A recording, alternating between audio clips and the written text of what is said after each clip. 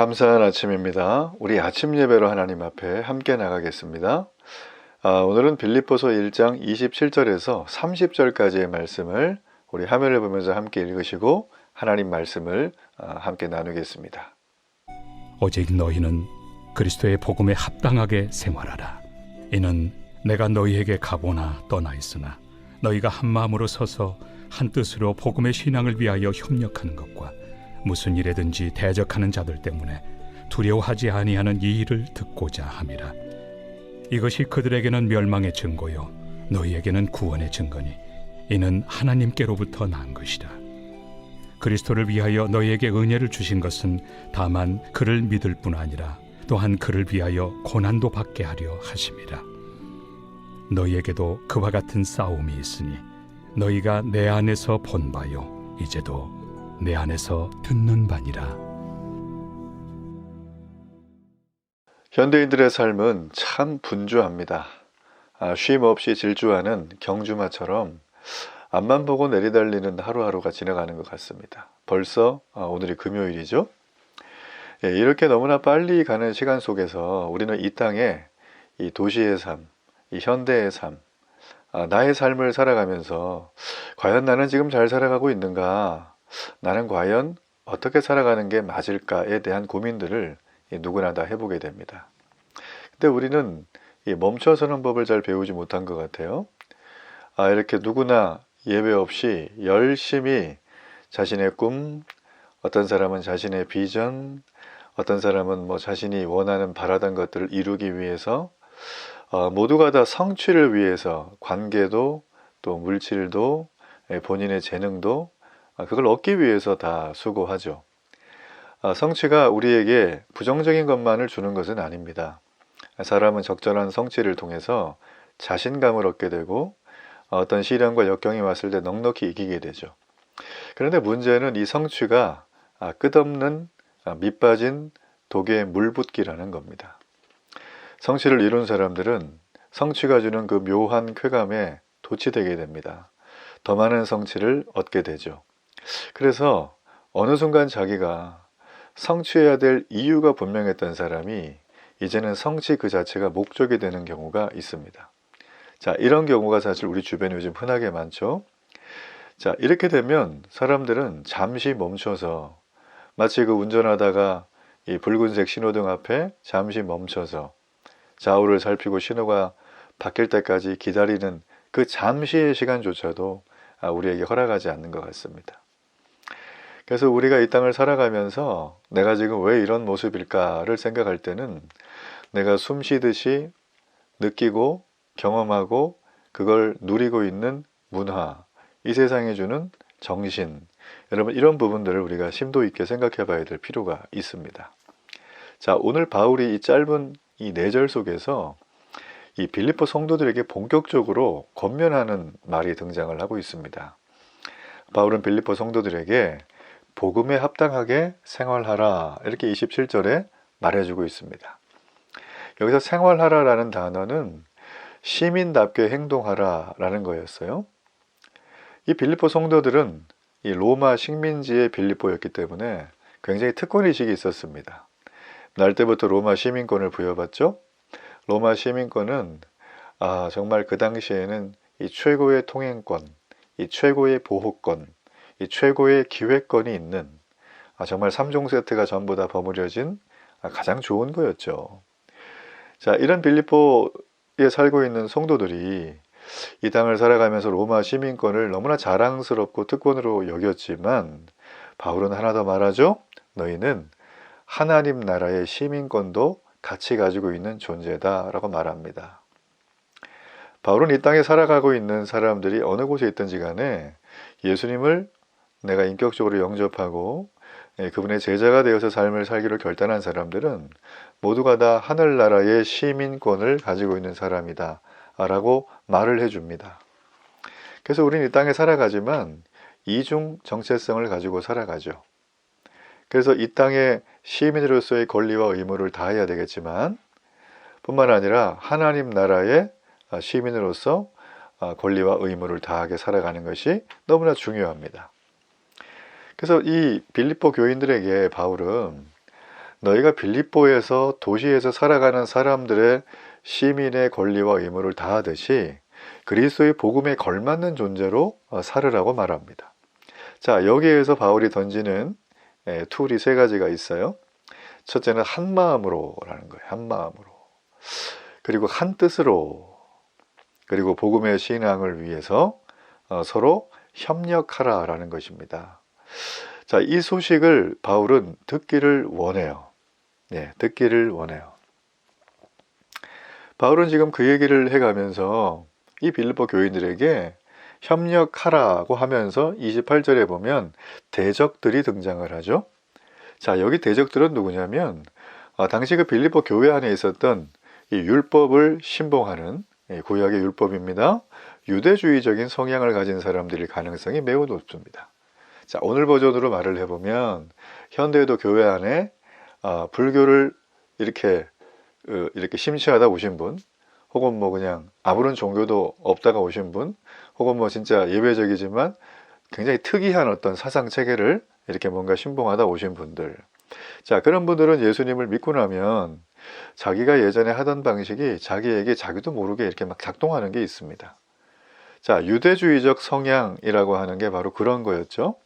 자, 유대교회에서는 가장 중요하게 구원을 위해서 해야 될 의무사항이 있습니다. 자, 그 중에 하나가 할례죠. 그죠? 할례. 그리고 또 하나는 말 그대로 정결 예식입니다. 자, 여러분이 두 가지는 딱 떼놓고 생각할 때 이게 뭐 그릇됐다, 이거는 뭐 절대 하면 안 된다, 이런 개념의 내용이 아니죠. 사실 이 할례와 정결 예식은 우리가 살아가는 데 있어서 이 신체의 건강을 도모하는 의미도 굉장히 크고요. 이 당시에 그 어떤 살아가는 어떤 위생적인 거라든지 어떤 그 뭐 삶의 여러 가지 그 생활 문화에 관련된 것들의 내용도 들어가 있습니다. 하나님 앞에 정결하는 의식을 통해서. 자, 여러분, 그렇기 때문에 이 유대주의적인 성향이라고 해서 이건 무조건 마귀 사탄의 모습이다, 여러분, 그건 아닙니다. 그러나 바울은 이미 천명했듯이 내가 복음 때문에 내가 이 땅에 너희들을 돌보고 내가 살아가는 이유가 이렇다. 내 마음은 부활의 확신이 있어서 지금 내 육체의 목숨이 다 끊어지고 속히 하나님 아버지가 계신 저 하늘나라 가는 게 내 소원이지만 나는 그 내 소원이 있어도 그걸 뒤로 미루고 내게 맡겨준 사랑하는 여러분을 위해서 내가 예수님의 제자로 잘 세워지고 성장할 수 있도록 내가 그 일을 위해 헌신하고 싶다. 자, 바울은 자기의 뜻을 뒤로하고 하나님의 뜻을 따라왔어요. 그죠? 그래서 바울이 이 정도의 복음의 은혜를 경험하고 하나님 뜻에 따라 왔다면 지금까지 하나님을 말 그대로 복음의 그림자였던 구약의 율법을 가지고 유대주의적인 성향을 가지고 지금 이제 복음을 전하고 예수님의 부활을 믿고 있는 이들에게는 유대주의적인 성향이 신앙에 잠시 도움은 될 수 있어요. 그렇지만 구원을 이루는 결정적인 요소는 되지 않는다라는 거예요. 설명이 괴롭지만 바로 대적하는 자들이 그런 자였다는 것입니다. 머리에 뿔 달고 이상한 사람들이 아니에요. 지금 이제 막 예수 믿은 몇 년 안 된 이 빌립보 성도들에게 충분히 헷갈릴 만한 얘기를 하는 사람, 바울은 그들을 뭐 교묘한 자, 뭐 음해하는 자, 뭐 이렇게 하지 않고 그냥 딱 집어서 대적막이라고 했어요. 예. 그래서 그들은 그런 자신들이 가지고 있는 유대교의 고유한 것들을 지금 복음을 받아들인 예수님을 주로 믿는 이 빌립보 성도들에게 너희들 그거 하지 않으면 지옥 가, 이런 식으로 하니까 두려웠던 거죠. 그래서 바울이 그러는 거예요. 너희는 대적들을 두려워하지 말라. 네. 그리고 두려워하지 말라는 이 말을 겉면으로 듣지 말고 내 귀에 너희들이 그 대적들 때문에 두려워하지 않는 것을 내가 듣기를 원한다라고까지 말을 합니다. 자, 왜 그럴까요? 대적들을 두려워하지 않는 이것이 뭘까요? 그들이 멸망당할 존재라는 증거라는 것입니다. 반면에 빌립보 교인들에게는 두려워하지 않는 그 자체가 바로 구원의 증거가 되는 거죠. 그래서 바울은 마지막에 이는 하나님께로부터 난 것이라, 이런 표현을 통해서 이 모든 내용이 하나님의 말씀, 하나님이 지지하는 바라는 것을 그들에게 다시 한번 재확인을 시켜주고 있는 것입니다. 여러분, 우리가 예수님을 믿으면 세상에서 정말 다 여러 가지로 너무나 좋은 은혜와 축복이 있지만 정말 예수님을 믿어도 우리가 원치 않은 일들, 복음을 위해서 살아가다 보면 때론 어려움과 시련의 과정을 겪습니다. 바울은 지금 그 겪고 있는 이분들에게 사랑의 권면을 해주고 있는 것입니다. 세상에 어떤 권세가 위협을 해도 왕이신 하나님을 의지함으로 두려워하지 말고 믿음으로 담대히 싸워 나가라. 그 얘기를 우리에게 해주고 있죠. 자, 이것이 바로 바울이 말하는 복음에 합당한 삶입니다. 자, 이렇게 복음에 합당한 삶을 살아가면 29절과 30절에 보면 아주 이 반대가 되는 단어를 썼어요. 그리스도를 위하여 너희에게 은혜를 주신 것은, 그러니까 내가 하나님의 자녀가 되고 구원받은 이유죠. 그 은혜죠. 다만 그를 믿을 뿐 아니라 믿음을 주신 거죠. 또 그를 위해 고난도 받게 하려 함이라. 참 우리가 별로 그렇게 달가워하지 않은 단어가 등장합니다. 자, 우리는 여러분 교회를 다니고 믿음 안에서 신앙생활을 합니다. 날 때부터 모태신앙, 중도의 믿음, 개척신앙 뭐 되게 많아요. 자, 중요한 거는 내가 그리스도인이 된다는 거.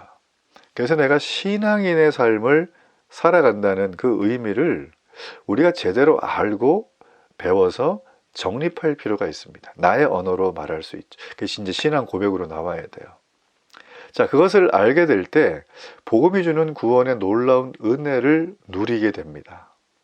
뿐만 아니라 오늘 바울이 말한 것처럼 복음 때문에, 복음을 위해 살다 보니까 고난도 받게 된다는 뜻을 함께 가지고 있어요. 쉽게 풀어 설명하면 전에는 복음이 모를 때는 그냥 나의 삶을 내 뜻대로 살아갔어요. 이게 좋은 건지 나쁜 건지 기준이 없어요. 그냥 내 뜻대로 살아가는 거니까. 내 뜻은 늘 변하잖아요. 그 기준을 어떻게 찾겠어요. 그러니까 하나님을 제거한 이 세상에는 선과 악의 구분할 수 있는 기준이 없어요. 어떤 게 선한가, 어떤 게 아름다운가, 어떤 게 악한가, 어떤 게 그릇된 길인가에 대한 기준이 없어요. 이유는 왜 그럴까요? 80억 인구가 다 기준이 달라요. 그러니 그 사람들 전부 다 고려하면서 뭐 하려고 그러면 아무것도 안 될 거예요.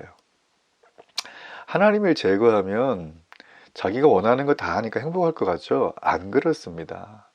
안 그래요. 하나님을 제거한 세상. 자, 우리가 의식적으로 제거를 했어요. 그리고 지난 200년 동안 프랑스 혁명 이후에 1789년인가요? 그 이후에 사람들은 기존의 모든 권위와 질서를 다 부정하기 시작을 했어요. 이거를 유혈혁명을 통해서라도 단두대 혁명을 통해서라도 이루자라고 하는 게 그 기조가 지금까지 내려왔잖아요. 그래서 미국에는 미국 LA 쪽에는 아침에는 남자인데 오후에 여자가 되고 싶다 그러면서 자기는 호르몬 주사를 맞아요. 그 부모가 왜 그랬냐고 막 꾸중하고 얘기하면 자기는 성 전체성을 결정할 권리가 있대요. 여러분, 이게요 그냥 웃어 넘길 일이 아니에요. 대한민국에서도 지금 이런 법안이 이미 발의가 됐죠. 그래서 계속 막고 있는데 우리 믿음의 사람이 기도하면서 이게 통과가 될 경우에는 여러분의 가정에서도 이 일이 반드시 일어납니다. 여러분의 사랑하는 아들, 딸들이 날마다 성이 자기 주관적인 감정에 의해서 바뀌고 이걸 법으로 지주해 주는 세상, 그 행복하겠습니까? 끔찍한 겁니다. 여러분, 그러므로 절대자인 하나님, 그 하나님을 제외하고 우리 인생을 해석하고 세상을 살아가는 원리와 기준을 세운다는 건 말도 안 되는 시도예요. 자, 복음이란 무엇입니까? 내가 신앙인이 된다는 건 무엇입니까? 세상에서 볼 때 이 말도 안 되는 걸 붙들고 살아가는 모습이에요, 우리를. 그러니 우리를 얼마나 어리석고 미련하게 보겠어요. 여러분, 전도해 보셨나요? 전도하면 예전에는 뭔가 이렇게 있나 보다 듣기도 하고 막 그랬어요. 근데 요즘은 불쌍하게 봐요. 오죽 할 게 없으면 저런 걸 하나, 뭐 이런 식으로. 참. 저는 그럴 때마다 하늘의 상급이 쌓일 줄로 저는 믿고 마일리지가 적립될 거로 저는 알지만, 이 땅에서 요즘에 이 복음을 위해서 살아가는 것을 사람들은 그렇게 봅니다. 이렇게 좋은 세상인데, 아니 도대체 존재하지도 않는 그 신 하나님 만난 적도 없는데 어떻게 저런 걸 믿으라 그러냐, 말도 안 된다, 이제 이렇게 생각을 해요. 여러분, 그렇기 때문에 신앙인이 된다는 것의 의미를 정립해야 돼요. 그건 뭐냐면 복음이 주는 구원의 놀라운 은혜에 참여하고 누리는 것뿐만 아니라 복음을 가지고 삶을 살아가며 주변 사람들에게 전도하는 과정 속에서 성도로서 반드시 어려움을 겪게 된다라는 거예요. 육체의 언어를 가지고 살아가는 사람들이기 때문에 항상 내 몸에 즐겁고 내게 유익하고 내가 만족한 것을 삶의 기준으로 삼습니다. 정도의 차이가 있지. 그렇죠? 근데 우리는 육체를 덧입고 있지만 영의 성전을 짓고 살아가는 사람들이에요. 영적인 성전. 그래서 우리는 하늘의 언어를 아는 사람이죠. 구원이 뭔지, 은혜가 뭔지, 그리스도인이 된다는 게 뭔지, 복음을 위해 살아간다는 게 뭔지, 이게 문장화되어 있고 삶을 살아가는 사람들을 그리스도인이라고 해요. 자, 그렇지 않은 사람들을 명목상의 그리스도인이라고 합니다. 교회를 다니지만 혼자서 성경 보고, 혼자서 기도하고, 혼자서 마음에 위안 삼고, 혼자서 돛 닦고 명상하는 사람들, 엄밀히 말하면 이 사람에게 구원이 없어요. 영성은 개인의 영성이 아니라 공적인 영성이에요. 그래서 우리가 사도신경에 보면 거룩한 공교회와 나오죠. 이거는 우리의 신앙 고백이자 신앙의 표준 문서예요. 우리는 공적인 신앙생활을 하는 사람들이에요. 그래서 우리가 하나님의 영광을 위해서 난 그냥 알아서 혼자 살래 이런 건 없습니다. 함께 가는 거예요. 그렇기 때문에 반드시 바울이 얘기하죠. 빌립보 교회 아무개 집사한테 하는 소리가 아니라 그 교회 전체 공동체를 향해서 바울이 말해주고 있는 장면이에요. 참 놀랍죠. 고난을 받을 거가 아니라 받게 한다는 거 이미. 그렇죠? 그래서 예수 믿으면서 복음 때문에 내가 수없이 어려운 반대를 경험하고 오해를 받고 또 뭐 수많은 고난을 받는 건 당연하다. 이거는 내가 진짜 예수님을 찐으로 믿고 있다는 소리예요. 그래서 오히려 이걸 통해서 하나님의 영광과 복음 전파를 위해 겪는 이 고난이 내가 더 하나님을 인정하고 사는 모습이라는 걸 경험하게 되는 거죠. 그래서 고난이 영광스럽게 되는 거예요. 역설적인 말로. 그래서 어디까지 가냐면 내가 원하지 않은 그런 어떤 결과가 나오더라도 내가 바라지 않는 미래가 오더라도 바울처럼 감옥에서 기뻐하며 빌립보 서신을 쓸 수가 있게 되는 것입니다. 하나님을 사랑하고 경건하게 사는 자는 반드시 은혜와 고난을 함께 받습니다. 그래서 우리가 복음서나 신약에 보면 이런 말이 너무 많죠. 나로 말미암아 너희를 욕하고 박해하고, 예수님 말씀이죠. 모든 악한 말을 할 때는 너희에게 복이 있다. 사람들이 나를 박해하였은즉 너희에게도 박해할 것이다. 신자들이 받는 그리스도의 본을 따라 받는 고난은 당연한 것이다. 여러분, 이 얘기는 너무너무 많아요. 여러분, 그러므로 내가 지금 신앙 때문에 어떤 반대와 또 오해와 질시와 이런 거에 있다면 여러분 두려워하거나 피하지 마세요. 믿음으로 그 길을 인내하며 걸어가세요. 하나님은 반드시 넉넉히 이길 수 있는 힘을 주십니다. 정리하자면 우리는 이 땅을 살아가면서 하나님 나라에 속한 백성입니다. 이 땅을 살아가는 육체를 입고 이 땅에 있는 나라와 법률과 시민으로서의 어떤 권리와 의무를 최선을 다해야 되지만 우리는 그보다 더 상위에 있는 하나님 나라 백성의 삶을 살아가야 한다. 하나님 나라 백성답게 복음을 외치는 것을 잊지 않고 내가 주변에 만나는 사람들을 섬겨가며 어떤 역경에도 믿음으로 이겨나갈 수 있는 것, 여러분, 그것이 우리가 이 땅을 살아가는 복음에 합당한 삶임을 기억하고 오늘 이 하루도 가는 곳마다 복음의 아름다운 향기가 주변에 널리 널리 봄꽃처럼 전해주는 은혜와 축복이 있기를 바랍니다. 우리 결단의 기도를 하나님 앞에 드리겠습니다. 살아계신 하나님, 오늘도 복음에 합당한 삶을 온전히 깨우치고 말씀으로 이 아침에 도전해 주심을 감사합니다. 하나님, 이 땅을 살아가며 세상의 사람들처럼 이리저리 쉼 없이 달리며 경쟁하며 성취에 목매이지 않고 오직 주님 주시는 복음의 완전한 성취, 그 복음 안에서의 안식을 누리며 하나님 그리스도의 영광과 함께 고난도 기뻐하며 감당하는 은혜와 감사의 하루가 될 수 있도록 축복해 주옵소서. 예수님 이름으로 기도합니다. 아멘.